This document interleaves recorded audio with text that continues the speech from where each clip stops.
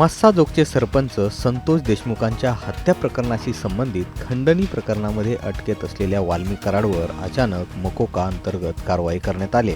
14 दिवस तो खंडणी प्रकरणामध्ये पोलीस कोठडीत होता। यानंतर त्याला 14 दिवसांची न्यायालयीन कोठडी 14 जानेवारीला सुनावण्यात आली। पण या प्रकरणात अचानक त्याच्यावर मकोका लावण्यात आल्यानं आता त्याचा ताबा SIT कडे गेलाय। यामुळे वाल्मिकचा पाय आणखीनच खोलात गेल्याचं बोललं जातोय।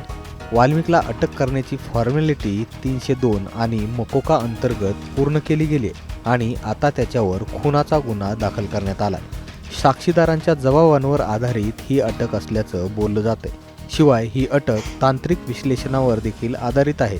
सूत्रांच्या माहितीनुसार आता या प्रकरणात टेक्निकल ॲनालिसिस होईल, जे संतोष देशमुखांचं अपहरण आणि हत्येच्या दिवशी वाल्मिक कराडच्या लोकेशनच्या आधारावर होऊ शकतं।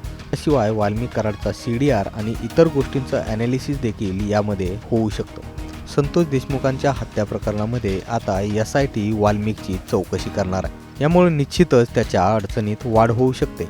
आपल्याला याबाबत काय वाटतं हे आम्हाला तुम्ही कमेंट बॉक्समध्ये नक्की सांगा आणि मुंबई तकला जर तुम्ही सबस्क्राईब केलं नसेल तर लगेच सबस्क्राईब करून घ्या।